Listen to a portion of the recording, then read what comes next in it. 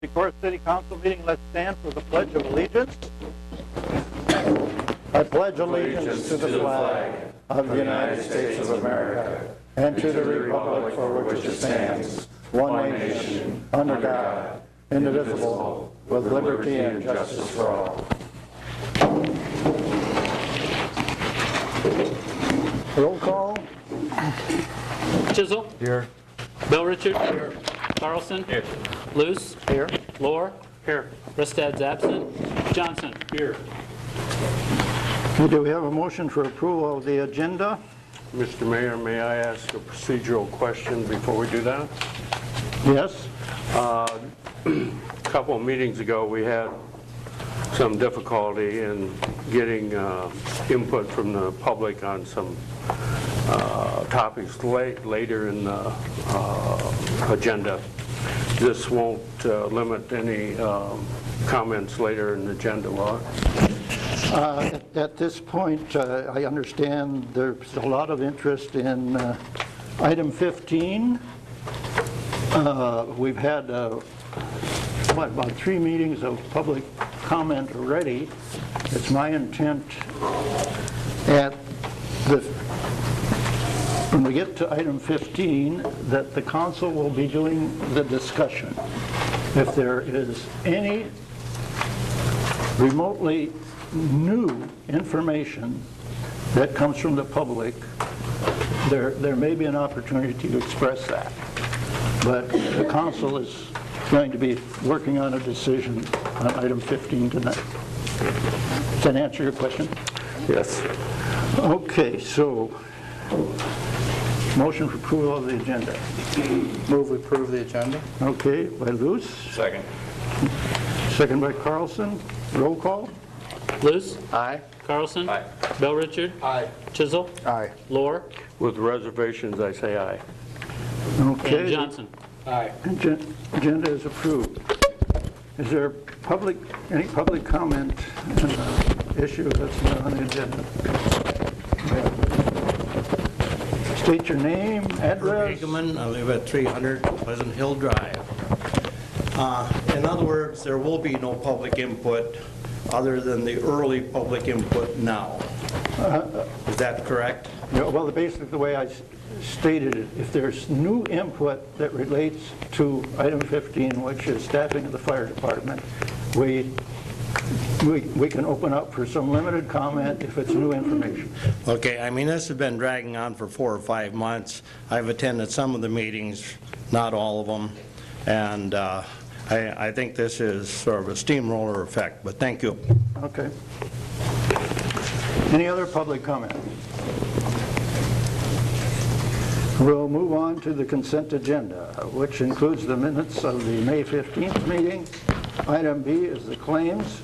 Item C is consider a special events application, and this is pending insurance. It's not stated in here, but for Live on Winnebago Street event, including closing of 300 block on West Water Street on Saturday, September 16th from 7 a.m. to 12 a.m. on midnight. Item D is a special C-Class beer wine license for Luther College Baker Commons, including outdoor service area and Sunday sales. Item E is new special Class C beer wine license for Luther College Centennial Unit, including outdoor service area and Sunday sales.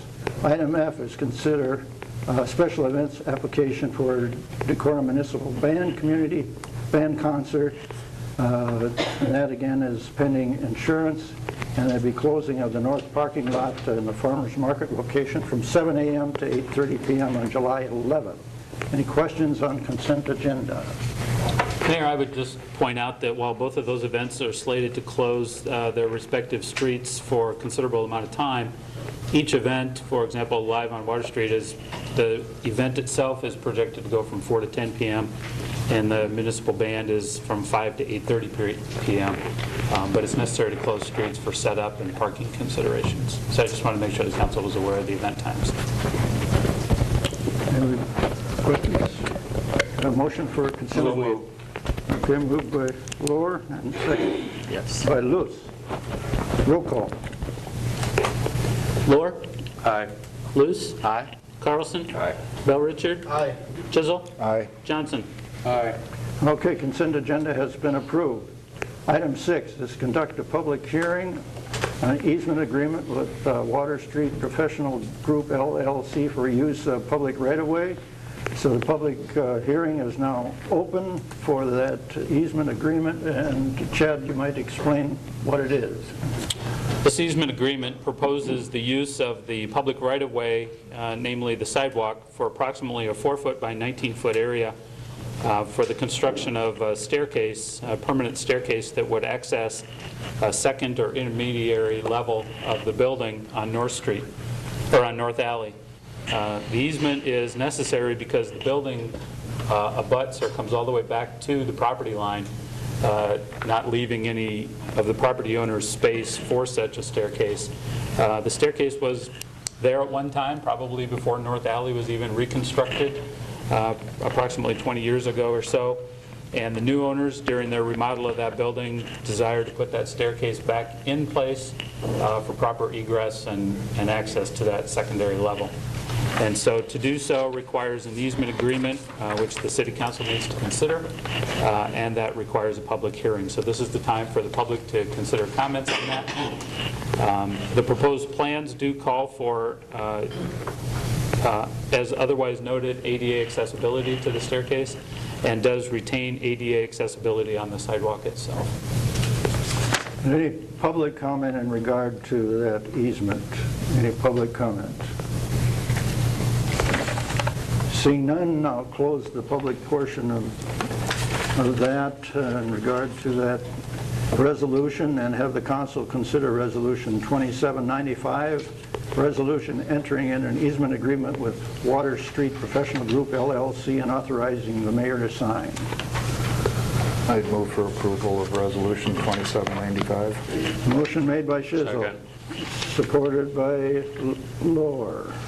Now, are there any other council concerns? Roll call. Chisel? Aye. Lohr? Aye. Johnson? Aye. Luce? Aye. Carlson? Aye. Bell Richard? Aye. Okay, that is approved. That resolution is approved. Another public hearing, we'll open a public hearing on vacation of conveyance of city right-of-way. This is by the fairgrounds. Again, Chad would like to explain to the public what's involved here. So in conversation with the Fair Board in terms of negotiating the sale or transfer of property between the city and the Fair Board, this parcel, as noted in your background notes, roughly described as the south 175 feet of Sumner Avenue, that would appear to be vacated as it extends into the fairground properties from roughly the alley on the north all the way and up to the grandstand area. In discussions with the Fair Board in terms of the area around the levee, the bike trail, and the old sewer plant road, as we negotiate that agreement, it was determined that the city could vacate this parcel and give that to the Fair Board as well in exchange for considerations for the levee and bike trail land. So to do that, there's a multi-step process: public hearing, ordinance vacating that area, basically determine that the council has no interest or public use for that area, and then a resolution to convey it to the Fair Board. Those are the steps set up. And again, when you look at the map or even tour the site, it seems reasonable that the city, could give up its interest in that property and convey it to the Fair Board. Any public comment? Anybody from the Fair Board that'd like to comment? See anyone? So close that public hearing in regard to that conveyance. So we have the council consider ordinance 1,200, an ordinance vacating the south 175 feet of Sumner Avenue right away in the city of Decorah. This would be the first reading. I guess if we approve the first reading, we can also decide to waive the second and third reading and proceed with the resolution. So I guess first would be to consider the first reading. I'd move ordinance 1,200. Second. Okay, motion by Luce and second by Carlson. Any questions about it? Roll call. Luce? Aye. Carlson? Aye. Bell Richard? Aye. Chisel? Aye. Lohr? Aye. Johnson? Okay, first reading is approved. Is there a desire to waive the second and third reading? I'd move waive in second and third and to adopt. And adopt. Second. Okay, Luce made the motion, and second by Carlson again. This is to waive the second and third and adopt. Any questions about that? Roll call. I do have a question. Go ahead. How does this affect that house right on Sumner there? I'm trying to think, right across from Gary, Wayne Roberts? Yeah, Has he I'm not- been contacted on that, or? Well, it won't affect that because the parcel survey will be set up so that it's south of the alley. So there would still be access through Sumner and then turning west on the alley. There would still be full access there. That would still be full public right away. But does the house residents, does he know of this action? I didn't contact the residents there directly, so if they would have heard about it, it would have been through the publication of the public hearing. Okay. Other questions? I'm just saying, it appears to me that this parcel is completely inside the gates of the Winnebago County Fairgrounds and wouldn't have very much effect at all on any residential homes. Other concerns? Roll call. Luce? Aye. Carlson? Aye. Bell Richard? Aye. Chisel? Aye. Lohr? No. And Johnson? Aye. This has to be a supermajority, right? Right, And we did have, right? of the full council, not just those present. So you're one short. One short. Okay. So we're one short, so that it's not approved. The second reading will be... Second and third, yeah. So you'll, Pardon? yeah, so you'll have the second reading at the next meeting. At the next meeting, so we won't be able to consider the conveyance at this point, which is item 10. Yeah, I think you should table number 10 then. Yeah, Do we need a formal motion on tabling? I would, just for your record. I move to table the motion. Second. Okay, motion by Johnson and seconded by Bella Richard. Roll call. Johnson? Aye. Bell Richard? Aye. Chisel? Aye. Lohr? Aye. Carlson? Aye. Luce? Aye. Okay, that has been tabled. Consider Resolution 2797, a federal aid agreement on Oneida Bridge project. And Chad, we're starting to move in that direction. Can you give us a timeline? This is the formal federal grant agreement for the Oneida Drive Bridge between the DOT, the federal highway funding, and the city. It's roughly an 80-20 matching fund from the federal government. However, there's a $1 million cap, so it's 80% or $1 million, whichever is less, for the funding of that project. The engineer's early opinion of cost is $1.3 million, which would make that, if that were to hold true through the bidding process, it'd be $1 million on the federal government and the DOT and $300,000 on the city. So this approves and accepts that project funding, and the city would have 3 years then to expend the funds and engage in the project. However, in speaking with the street committee chair, he would like to set a street committee meeting for the next council meeting, June 19, following the council meeting at 6:30, to just begin the concept of reviewing what that bridge might look like. The aesthetics, is it 2-lane, is it 1-lane, bike lanes, pedestrian walkways, et cetera. And that would engage the engineers in an initial design then at that point. So. Okay. What's your desire on this resolution? Is he wanting to do that before approving this, or voting on this resolution? Yeah, this just approves the agreement with the DOT and then accepts the funding. You'll need to do that first to make sure you have the money in place, right? Then you can start the design and public input process, Yeah, I think what which Dan- would be the 19th. Yeah, what Dan was asking is if you wanted to delay it voting on this now? Oh, no. No, okay. No. I'll make a motion for approval of resolution 2797. Okay. Motion by Carlson, second by Bella Richard. Any other questions about the project? Roll call? Carlson? Aye. Bell Richard? Aye. Chisel? Aye. Lohr? Aye. Johnson? Aye. Luce? Aye. Okay, motion carried on Resolution 2797. Item 12 is discussion and possible action on receiving contributions on behalf of Decorah Power for municipal electric utility feasibility study. And I think I'll ask our city attorney to comment on this. Can you comment on that before the council makes a decision? Well, the issue that we've been researching and looking at is because the funds are for a designated specific purpose, and they're basically given to the city, but they're earmarked for a designated project, if that is going to satisfy IRS for making it tax deductible. One of the questions and issues we have is the fact that the city doesn't control those funds. Basically, we're just acting as a conduit.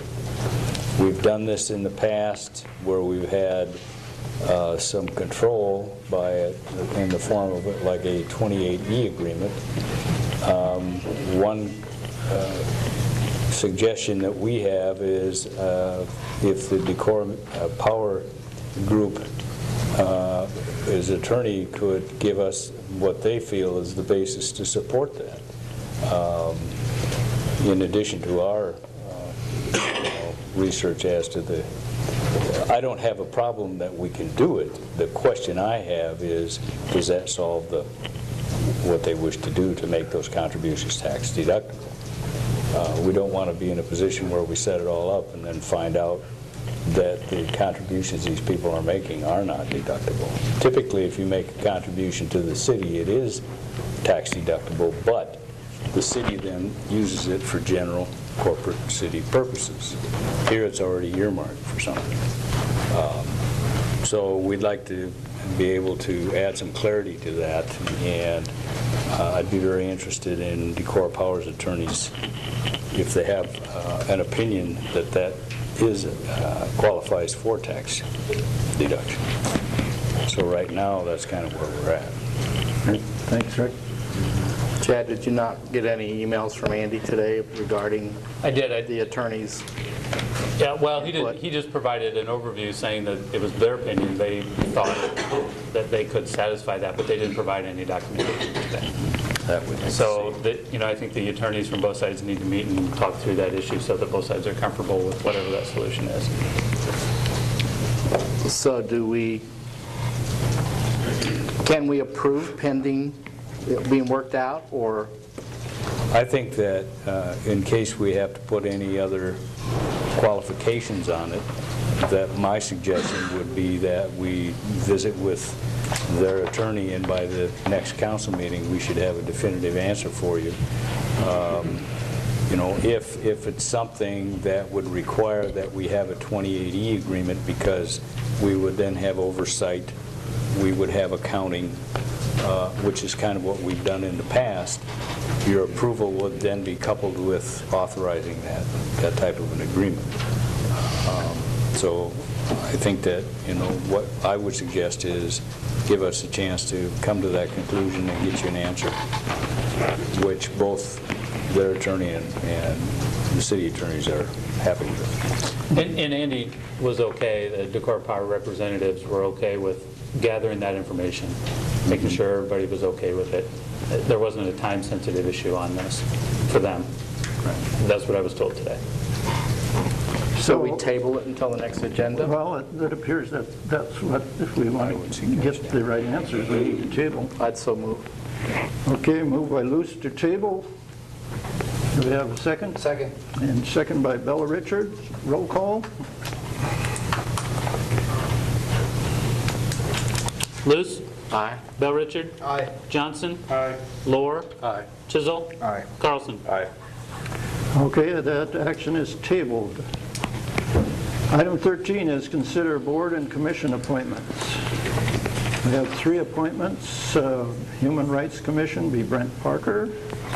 There still is 1 vacancy in Human Rights. The Historic Preservation Commission is Haley Jackson.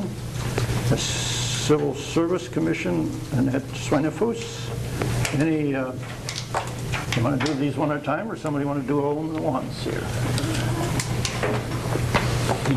I would motion to approve all of the appointments to the different commissions. Okay, motion by Bill Richards for appointment, Second. and second by Johnson.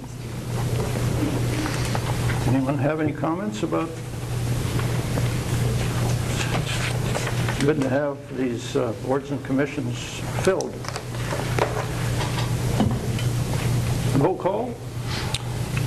Bill Richard? Aye. Johnson? Aye. Luce? Aye. Carlson? Aye. Chisel? Aye. Lore? Aye. Okay, the appointments have been approved. Mayor, you do still have 1 appointment, or 1 vacancy rather, on the Telecommunications Utility Oh, that's Commission right, yes. as of May 30, so there's a Right. vacancy there. Okay, so there's actually 2 positions in the city on committees. Can we go back at the initial applications for that committee and reach out to some of those folks that were We can, accepted? and yeah, and I believe the mayor has looked at those. Right, we have looked at those. You know, one of the things I think we've tried to get was gender equity on that, and I think that the next ones in line, it looked to me, were all male. So if we want gender equity, we need to at least open it up a while to make sure there might be some more applicants. And how long a term is that, sir? It'll be 6 years. A long stretch. Any other questions about that? Okay, we'll move to item 14, which is the discussion regarding state fireworks legislation impact on the municipal fireworks ordinances. And to start the discussion, I guess, Chad, the legislature passed some legislation in regard to sales and also to the setting off of fireworks. Yeah, and we're still trying to read through the legislation that took effect January 1. We've seen a lot of activity from other municipalities, ordinances as short as 1 page responding to just the sale of fireworks, to 15-page ordinances regulating not only the sale but also the discharge of fireworks. As you may know, and I think there's some notes in your background about current city code. Current city code prohibits discharge or exploding firecrackers, rockets, torpedoes, Roman candles, or other fireworks within the city limits. And under this new current state code, that would still be allowable for the council to consider a prohibition on discharge. However, the current city code, the previous city code at this point, also prohibited retail sales of fireworks. That's now in conflict with the new state code, and so that section does need to be addressed in some fashion. A lot of cities are looking at how to regulate the sale, location of fireworks through zoning. While the state code's not clear on that, I think most city attorneys in the Iowa League of Cities attorney gives the implication that the cities have the right to regulate sales of commerce within their cities through zoning, and so that seems to be an appropriate way to do that. At this time, because there are so many moving pieces to it, even the state's fire marshal, who is charged with administering rules for the new legislation, has only just come out with a partial list of administrative rules and permitting processes, so that's still a kind of a work in progress as well. That I think our recommendation is that I'd ask Public Safety Chair Chuck Lohr to consider a committee meeting on this to discuss council's attitudes regarding both location, sales of fireworks, and the discharge and use of fireworks as 2 separate issues, and that you spend a little bit of time listening to your constituents and trying to understand that dynamic, maybe engaging the Planning and Zoning Commission in terms of sale. And then in the interim, that just simply by motion, that the council charge both your police and fire departments with enforcement of state code, whatever that may mean today in terms of administrative rules coming from the fire marshal's office. while they implicitly have the right to do that, make it explicit and just charge them to do that in the interim. Otherwise, we'll leave it open for thoughts. Okay, we got safety meeting scheduled for the next council meeting on the 19th. Before the council meeting or after? Well, I would suggest afterwards, Chuck, at 6:30 or immediately after the council meeting. Okay. I thought you said street was I after. thought you said there was a... Yeah, you'll have that too. Okay. So you'll have That's both. the reason I was Yep. asking that. Yep. Like to have input from the people in town. I think Chad said he's had one on each side. I told Chad about a neighbor a few years ago, their teenage sons had black cats, and they were either on 4th of July or New Year's or sometime. And anyway, a neighbor called them and said, keep your sons inside because the police car is up around the bend. And so I don't want to turn this into, throwing the book at some teenage kids. So we need to have a discussion and need input from the public on this. Hopefully we can get that and get a decision made on ordinance. So 19th. Thank you. Chad, can you clarify exactly, what changed? I can assume what changed, but can you Right. clarify that for me? In terms of the state code, so most notably is the sale of fireworks. For the last 80 years or so, fireworks sales have been illegal in the state of Iowa. Dates of sales in the new legislation in a permanent building, vendors are allowed to sell fireworks from June 1 to July 8 and December 10 to January 3rd. So there are limits in the state code as to when fireworks may be sold from a permanent building. From a temporary structure, they may be sold from June 13 to July 8. Only. No winter? There's, again, through the State Fire Marshal's office, there's a permitting and a fee process for all these different types. Permanent building, temporary structure, retailer, community groups. If somebody's selling them nonprofit, there's fee structures and permitting processes for all of those sales. And then also for use, there's similar parameters, but that's where a municipality has more control over how to tighten that up. So right now, does the state allow for use at any time?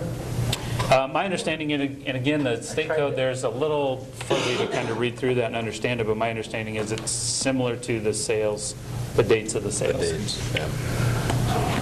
Around New Year's and 4th of July. 4th of July. And otherwise, It's the rest of the year. Any more discussion on this, or you want to refer to committee so you can get public input? So the fact that our ordinances now say no discharge, when you say that we should direct police and fire to follow state code, and state code says it's okay to discharge. Now, in this case, you can be more restrictive on the use. So if your city code rides that prohibits discharge or use, that would be prevailing, and that's what they would enforce. That's current We city can code. continue with our current You can state code, continue but with that. We can't prohibit the sale. We have to find a place for them to sell. Right. And when we talk about enforcing state code on sales, making sure that if somebody sets up in a parking lot or something, that they have the proper state permits and licenses. And those fees go to the state? That they do. yes. They're not going to backfill us for our cost of No. law enforcement? However, as I wrote in my background notes, this is a little interesting, and that was written into the new state law as well. Let's see, where did that section go? It can be used for grants. Proceeds from state licenses may be made available to local departments on a grant basis for fireworks education programs and/or for equipment necessary for the enforcement and protection associated with the sale and use of consumer fireworks. So the State Fire Marshal's Office is intending to set up a grant funding process for local agencies. So we could get eye patches and things for eye damage and... Whatever. Yeah. So would the council like to refer this to the safety committee at this point? I would move that we refer it to the safety committee. Okay, Bill Richards made that motion for referral. Second. Second by two people, Ed Carlson first, so, okay, any other discussion before? Roll call? Bill Richard? Aye. Carlson? Aye. Luce? Aye. Johnson? Aye. Floor? Aye. Chisholm? Okay, it has been referred to committee.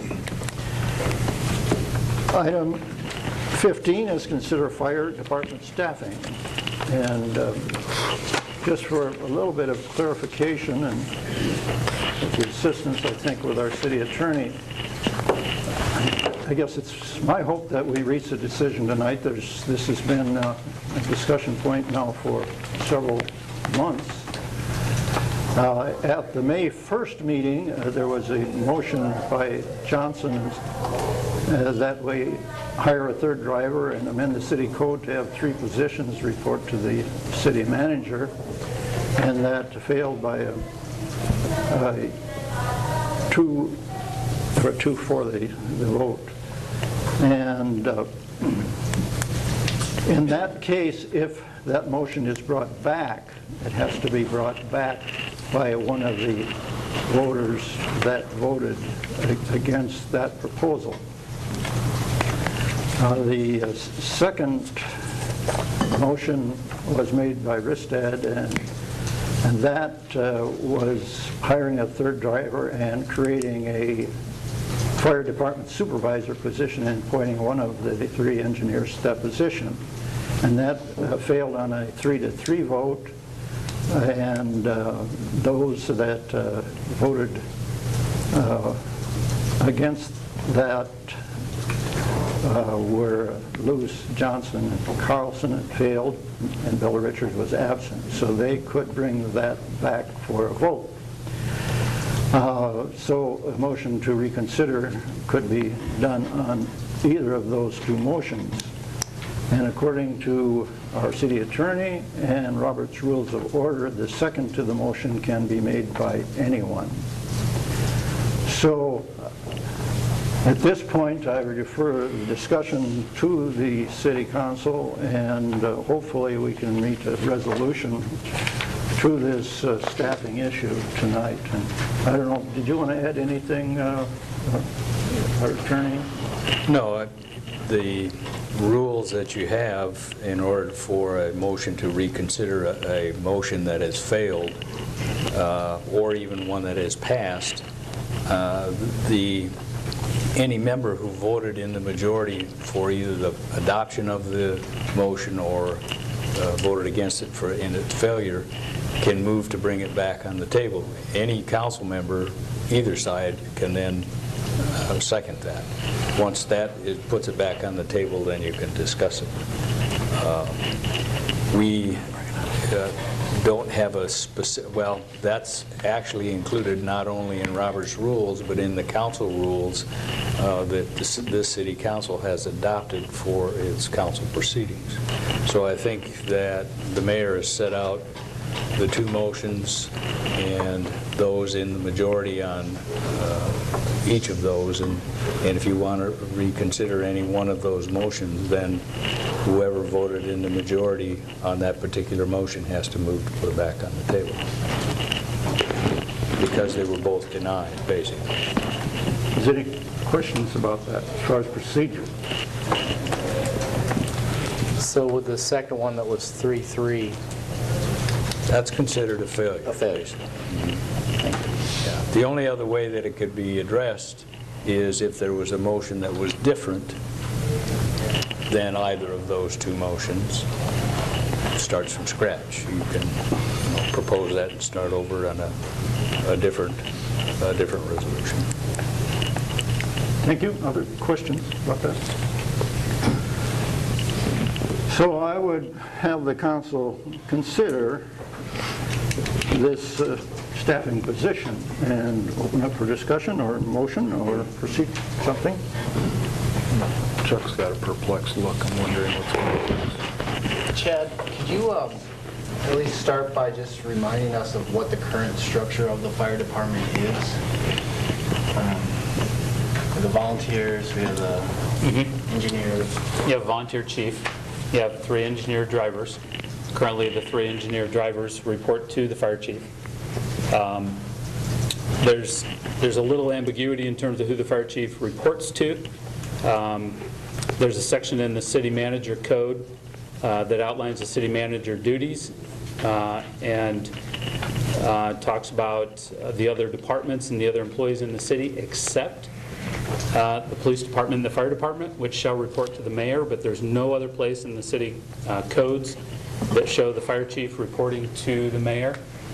So I think that's an implicit.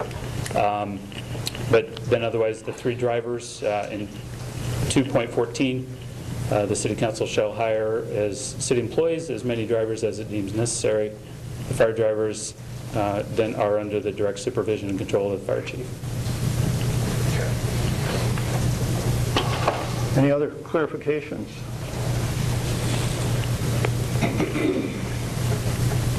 Do we have something that you would want to put on the floor? I'll just say, Mayor, if I may, the day is here, everybody, I believe, got an email from Councilman Rustad, and he was hoping that he thinks it's important enough that he'd be here at a meeting, but he had other conflicts, but just to let the public know that Gary wish he could have been here for this. Okay. It seems like there's no question of whether we're going to hire the 3rd driver or not. Is that correct? I'm on board with that, but I'm unmoved from my original motion, but I can't make that motion tonight. Sure. Or I would. So, is that... That's where I said, I've asked several times for a clean motion to hire the 3rd driver, and then we'll work out the details after that's done, because it's going to take 6 months to get him licensed, federal licenses and everything. So we need to get that done tonight. Somehow. That doesn't have to come from a member of the majority. Steve, are you of hiring a 3rd driver? Is that a point of contention at this point for you? Or? I'm not sold on that, but it seems to be the general consensus of the council. Randy? Yeah, I've always been in favor of hiring a 3rd driver. I would move to hire a 3rd staff person and amend the city codes to have all 3 report to the city manager's office. I will second that motion. Okay, motion to Shizzle to have 3 positions, and the positions would report at least to the city manager, and it was seconded by Johnson. Now discussion. So with that scenario, I think it seems like the opposition we've heard from the fire department regarding that scenario is this potential for the city manager then to be able to bypass the council, eliminate a position, and therefore change the structure of the fire department. Is that actually the case? Is that something that this scenario could actually lead to? That's not the way the current code is set up under Chapter 2.48, duties of the city manager. While the city manager has powers to employ, reclassify, discipline, suspend, or discharge, and I'm reading, employees under the supervision and control of any department head, but only with the concurrence of that department head. Where the city manager and the department head are in disagreement, then it goes to the city council. So there's still that buffer there between those. So in this those motion abilities. that Randy just made, the city manager would be the supervisor of the 3 engineer drivers. However, the volunteer fire chief would remain the department head. Is that Right. the correct understanding? Which, as we talked about earlier, probably needs some clarification as to how that works and who that position reports to. The other thing is, if there's concern about the city manager firing somebody. There's union, there's all kinds of ramifications in that whole process. And ultimately, the council has the decision. I think there's things that we don't even know right now, and I have a problem. Here's where I'd like to hear the fire departments. We brought up a new motion. This is contrary to what Eric Sauber eloquently told us at the last meeting or a meeting before that. I think we need more input from the fire department on this. I think there's things that fire department, operation of fire department, and we need one supervisor that could be under the city manager, but not all three. And there's reasons for my feeling of that. And What are those reasons? at this time, we would not discuss them. I'll privately discuss them with you. I hope I don't have to discuss them. But I need to get a clean motion, and that's the number one thing. And as we said, Gary has expressed to me wants to be in the discussion on management. Let me remind you, Chuck, there is a clean motion on the table right now.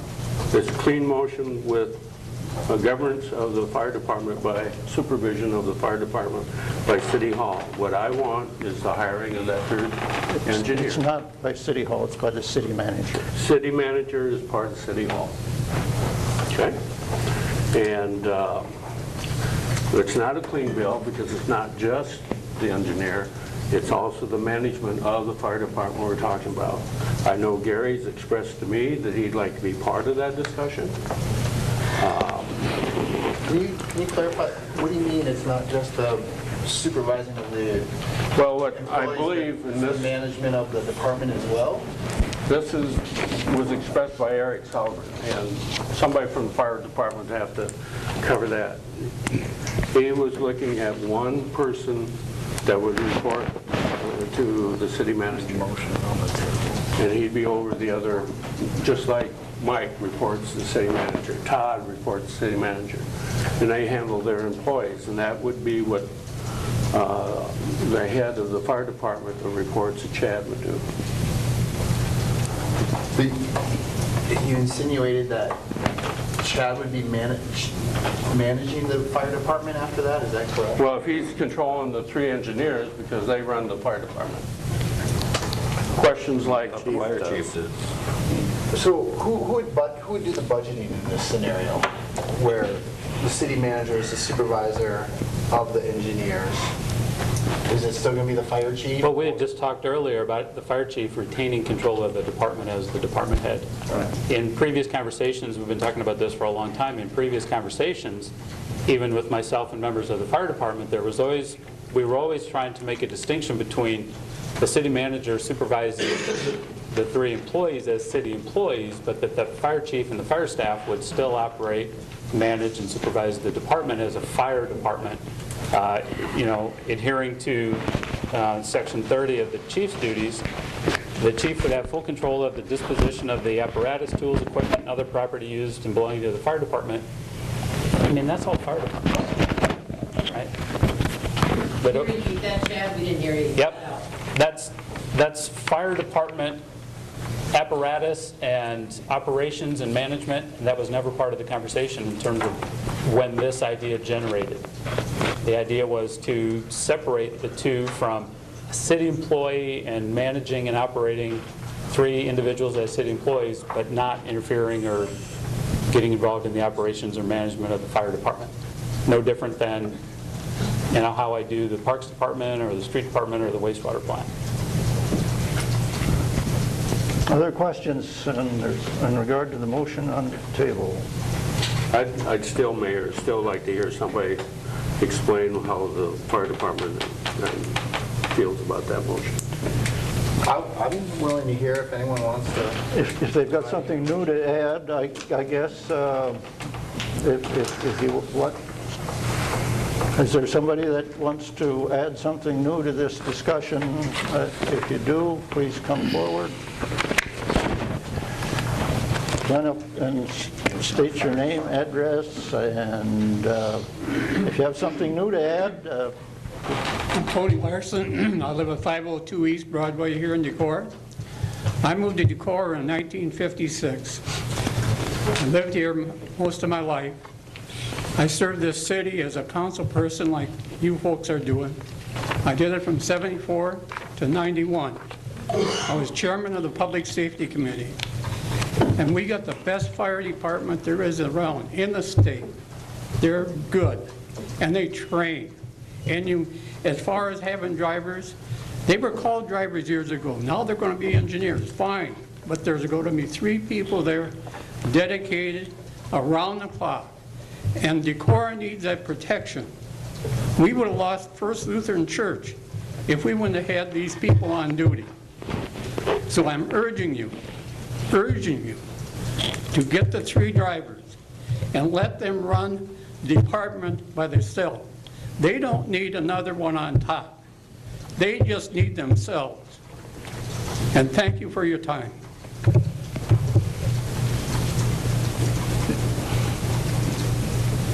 When was the last evaluation of those 3 paid staff turned in? I'm not aware of any. So the city has 3 paid staff who have not been evaluated for how long? Pretty long tenures. So I would support the motion as seconded.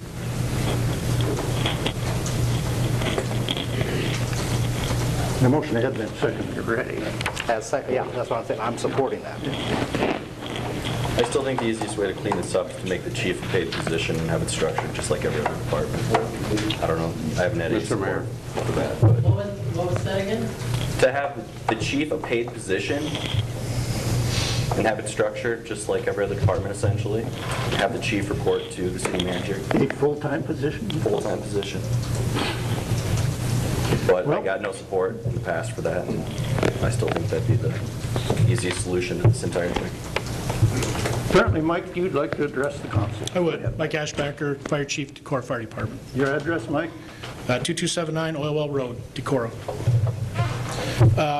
One thing that I'd like to ask the council is for some definition as to what the chief position is. It's a volunteer position.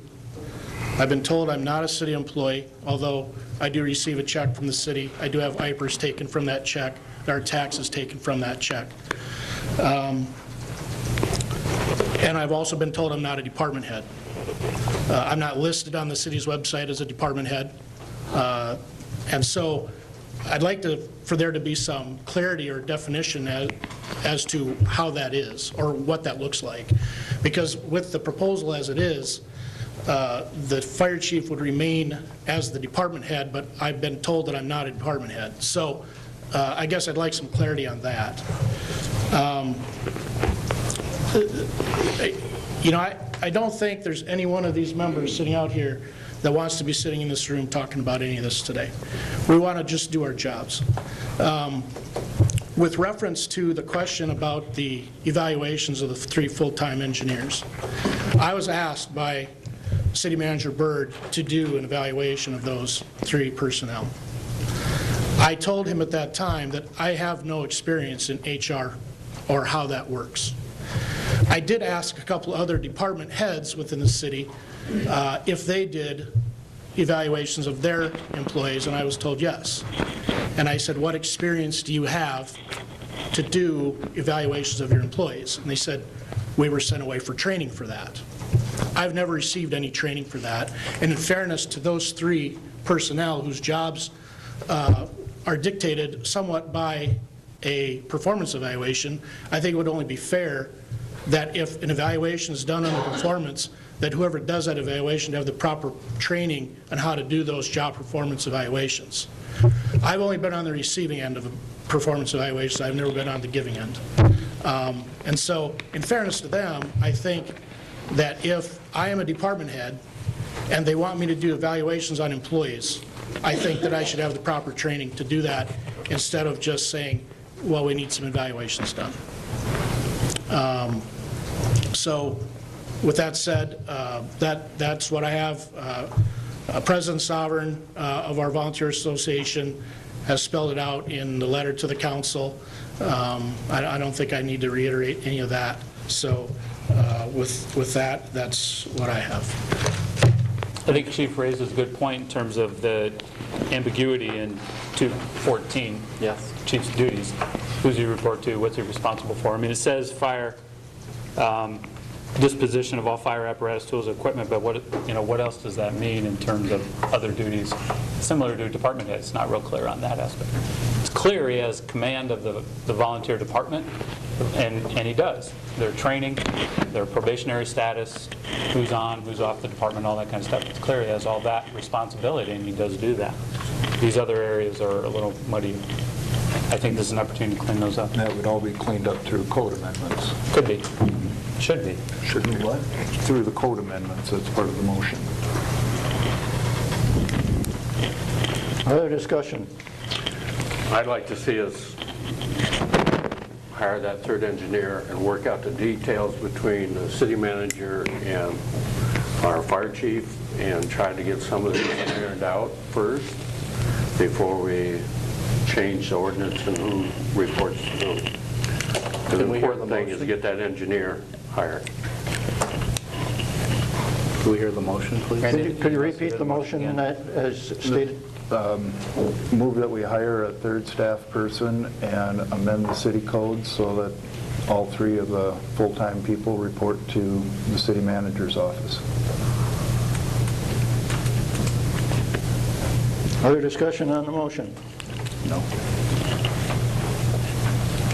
Other discussion? Last chance before question.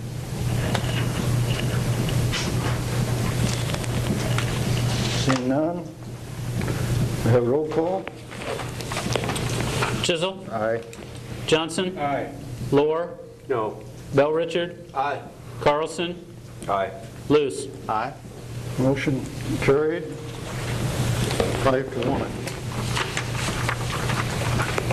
Just as a response, we appreciate the fire department and the volunteers. And Mike, we appreciate the work you do too. Very much. Hopefully, in this process, there'll be a little more clarification so that we understand what's happening when there's a change in a supervising of the three drivers at this point. Chad, you want to make any comment about procedure-wise and what we need to clarify job position before we open up that third position? Well, just like in any other city department, when we have especially vacancies and issues like this that involve some organizational structure, we should look at the job description and then start the review process for both sections of the city code, the fire department section and the city manager section, and make sure they're congruent, they're lined up with council desires. So those will take actions. Obviously, we'll bring those back as ordinances for the council to consider. But we probably ought to spend some time kind of working through a couple of drafts of what that would look like. Is it possible to do that by section as opposed to the whole? And we can tackle it however you want. We can look at one section at a time, or we can look at sections within the full body of the code. Well, I think Chief's concerns need to be at the front of the list. Right. Sure. Okay, let's move on. We're down to reports, city manager reports. Okay, just a reminder of the committee meeting following this meeting with the Economic Development Community Betterment, talk about the residential abatement process and the vendor policy. And then June 19th, a street committee meeting and a public safety committee meeting. Chuck, I don't know if it matters between you and Gary which one goes first. They both shouldn't take too terribly long in their own right, but we'll need to work through those. Reminder to the council that the RAGBRAI advisory team is riding through Decorah. Actually, they're riding the RAGBRAI route as we speak, each day corresponding with the official ride towards the end of July. So the advisory team will be in Decorah on Friday, June 9th, this Friday, at approximately 8 o'clock, and we'll host them at Toppling the Goliath and kind of introduce them to the things that we have planned at this point in Decorah before they ride off on their way to the next town, which is Ashen. So, and with that, I think that's all I had on the agenda. So. Okay, other reports from department heads?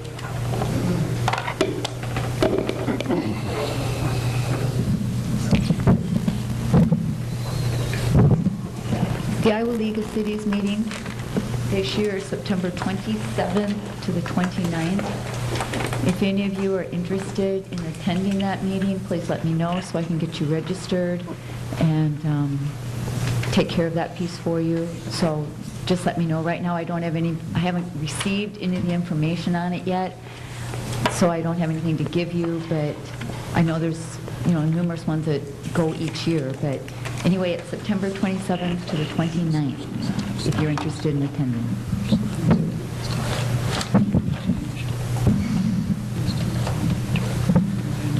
Just an announcement, on Thursday night this week, the Decorah Parks and Recreation will be hosting a Slide into Summer Family Fun Night at the pool from 5:30 to 7. Admission is free thanks to the sponsorship of Decorah Bank and Trust. It includes full pool access, live music, bouncy house, and lots of other family fun activities. So just want to make sure that would be this Thursday night, 5:30 to 7. Andy, I signed off on a bill for the skate park. Can you elaborate on where that money's going? Yeah, so that would be there was flood damage on the skateboard apparatus, and so it's we have paid half of the total to get the new apparatus in. It's half due before, and I think we're getting close to the date and getting some pressure from Wanda, but they have to have that in and billed to us by June 15th to get it into this fiscal year, and that's a FEMA project, so we will get a reimbursement on that. I'm not exactly sure if that's 80%. 85% reimbursement on that. So there's a federal component and a state component. And Kevin, while it's at the department heads, kudos to the street department. Good comments on 5th. They like that, and they can't wait until the rest of 5th is repaired. So, and the good work on College Drive, because you're making some people happy on that one. So. Any other reports, library, or?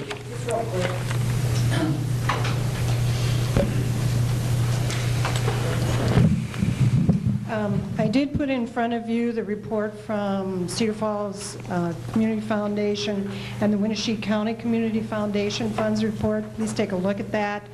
Both Gary and I sit on that board. I'm currently the president. Gary worked very hard on the distribution of that. And the amount that we've been able to bring in for nonprofits, quite a bit of the city, fire. This year, the library was able to get security cameras. So there's a lot of work going on as far as that. I believe when it first started, it was like maybe 500,000, and now it's over 3 million that we have. And we have a lot of nonprofits that have funds through that. So please take a look at it. If you have any questions, just let me know. I think we're up to council members. Nothing this evening, Mr. Mayor. The Economic and Community Betterment meeting will be directly after the council meeting. Okay. Nothing at this time. Anything? Was pleased to go to the ceremony yesterday at the Armory as the 332, 389. something like that, yeah. Company B. It was a moving service of them thanking Decorah for the time that they were here and appreciating coming and enjoying the community when they were here. Very, very touching. And to add on to that, there were awards presented to the fire department and also the police department in recognition of some of the things that they've done in cooperation with the reserve unit. Anything else over here? Yeah, I've got a question or scenario I'm going to present to the city attorney for your reasoning or comments. The scenario is, what if a city car with city plates and the city logo on the side is at an establishment in town for some time, and then beverages are seen put in the trunk and the car drives off? What liability is the city opening itself up to? Well, if that city vehicle by a city employee is being used for personal purposes, it opens up quite a bit of liability, especially if something happens from that. The city should, determine the facts of that, and if some type of disciplinary action needs to be taken, it should be. You can't use public vehicles for private purposes. I don't know who was driving or anything. It's something that showed up and some people are concerned. Chuck, I'd heard a rumor of a similar situation, but it involved the airport courtesy car. Okay, I wasn't going to go that far. Yeah. And when pilots fly in and use the courtesy car at the airport, which is marked, and it is an official city vehicle, they do sign a waiver for that use, but it is provided as a courtesy for pilots that fly in from out of town. Okay, well, that's where I was going. I just didn't go that far. So I thank you. Well, I think that the danger is, though, that we're very clear, and we're very clear in our policies with city employees in terms of personal use of city trucks or vehicles. So I don't want to blur any lines there in terms of if there's an issue with a city employee using a vehicle, that's something that I need to address. But when we have this condition of the courtesy car at the airport, that's a different thing, and if that's what's going on, then there are parameters for using that in that I'm assuming. Is that courtesy car still the rusty one? No, it's been changed because the rusty one doesn't run anymore. Okay, because I could tell that it was a courtesy car because it was the rusty one. That's right. We usually give them the worst vehicle. Can we have some distinction on that so that people know? Well, it says airport courtesy car on the side It of the car. does say it on the side. Okay, good. Yeah. If that's the one in question. One other comment, how many people have been involved in this survey here for the FastNet? Fast fiber. Fast fiber, okay, sorry. I get a lot of telemarketing, and I don't know what the situation is, but I answered the phone. It took 3 tries to get the individual to tell me what this was about. I couldn't understand what he was saying. Other people have said that comment to me. Doesn't make a difference whether it's male or female. They're hard to understand. I've had complaints about the questions that were asked. And there was one about a misleading question. The person thought it was very misleading. And just let them know that this firm they are supposed to have hired was supposed to be the best, but the people representing them and Decorah, because it's for Decorah, leaves a little to be desired, I think. And I just ran in that Friday morning, so I haven't had much time to talk to anybody else on it, but just let people know that they could have done a little better job on that. Okay, that's all I have. Do you have anything? Nothing there. Okay, do we have a motion for adjournment? We'll move the meeting